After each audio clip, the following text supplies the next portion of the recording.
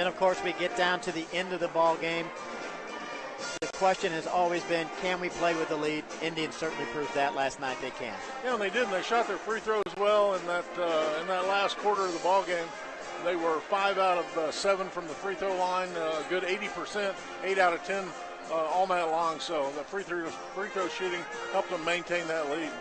You know, as we sit up here, Greg, I look down and I watch both teams warming up. Of course, we had the girls' varsity game right before this one, where Osage girls took the victory there.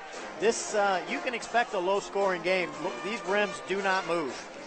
Well, they probably don't get a lot of use, Tony. Yeah, and I think another thing that makes this kind of a gym unique is not much room on the end. Yeah. And kids will be conscious of that. They won't go to the basket as hard, on fast breaks and that kind of thing, because they know one step and boom, they're right into a wall. Now, of course, the walls are padded, not all the way across, but underneath the basket they're padded. But, when you cut off about 8 or 9 feet off the end of the floor, it actually slows down the game a little bit. As they used to say to me when I was a kid, when they said stop whining, I said, still stings. And when you hit that wall, you certainly do. A lot of excitement here. We have a great crowd here. We are almost at capacity. I had to park way up the road right there. A lot of excitement when it comes to a basketball game like this. For a guy like you, it's a good thing they had a golf cart out there to give you a ride. You may not survive. I'm gonna hopefully still working on the way back. I'm gonna need a little tip money. See if we can write that off to the station. But I like what I've seen right now. It's been a great season. I think we got to start with head coach Jeff Henshaw and his staff. Yeah, Henshaw's done a great job. We weren't sure what we were going to see when you look back in late November, early December. Sure. We saw an Indian team who, for the last 3 or 4 years, had been a full court team, full court defense, ran a lot up and down the floor, and totally that style has totally changed this year. I think we've seen the Indians full court press maybe one time all year long, and that was in the Eugene tournament.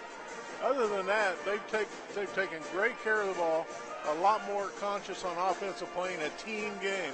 And that was really evident last night when you had 6 guys step up at certain times during the game and be the scorer, be the guy to go to. And then when the defense would collapse on them, it's off to somebody else's hands then. They did just a great job of that, and they've done it all year. If you're Eldon head coach Caudell, you've got to say to yourself, your fellas, listen, we need to take this crowd out of it quickly as possible if we can. Yeah, and it's, when you're coaching against this Osage team, it's kind of become pick your poison. Do you want to shut down three-point shooters? Do you want to shut down the inside game? I think it's going to hurt you more. Well, I'll tell you what, last night, three-point shooting was very good by Osage, so you have to look at a game like that and say, guys, we got to be up in their face. We can't just let them shoot wide open, but I tell you what, you get up in their face, and all 3 of those guards, DePay, Landon Childs, Jackson Long, they can drive the ball and take it to the hole. Then you got to worry about them feeding it off to the big guy. Absolutely. As we're getting ready to introduce the starters, as we have a big-time atmosphere here at School of the Osage. Rare afternoon game, but it's going to be a makeup game as we've got to get them in before district play. Yeah, and then 2 more district games next week, right? Monday and Tuesday, those district games also? Regular games. Regular games, okay. Yep, we're in the regular season here, and Monday we'll be right back at home where we'll face Boonville. Tuesday, we're going to go to Camden where we will have another local game, but just on the other side. Now, the Boonville game will be a conference game like this one, yes, right? Sir. That's what I meant to say, yes, conference game. So Indians got to be right up there at the top of their conference, right, Tony? Very competitive so far. Great win over the Falcons. As we get ready to introduce the starters, give us who's going to play tonight, Craig. Well, your typical lineup from Osage is going to be Blake Harrison is going to be starting. He's a junior. Maverick Trusty, a junior, is going to be out there. Dane DePay, a senior. We're not sure Noah Northrup's going to start tonight. Jackson Long, he's the other starter that comes off. But Osage has got 8 great guys that can play, and they all do a really good job. It's very rare that you can say this and mean it. Osage doesn't drop off after number 5. They don't drop off number 6. They could probably easily play 9 players. Yeah, you're right. I'm trying to look at some numbers down there, Tony. It looks like Devin Hardy is going to start for Eldon, number 25. Lincoln Salzman, number 24. Cody Tam. 24, 25, number 3. I got 3 of them, Tony. We'll have to wait till they get out on the 2 floor. and 3.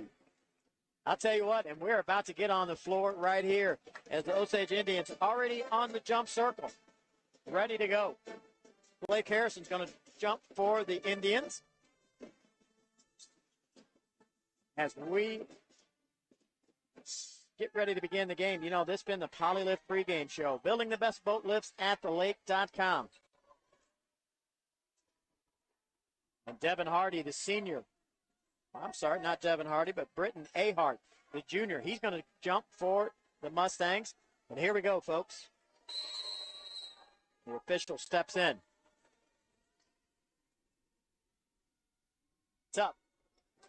And the Indians is going to control the tip as Jackson Long goes and gets it. He's going to hand it off to Aiden Pay. And here we go. Indians going to get the first look at the basket as the Mustangs come out in a little 2-3 zone. They get in that zone, Tony, and then they try to match up off the wings. They talk a lot, about cutters. As Maverick Trussey's going to take the first one. 3 is no good. It's going to be rebounded by Talon Hall. Now the Mustangs get a look. And Greg, on that 3, I can't emphasize enough, there's no movement in that rim. No, it clanked pretty good when it hit that. And Jackson Long on the drive gets a hand in there.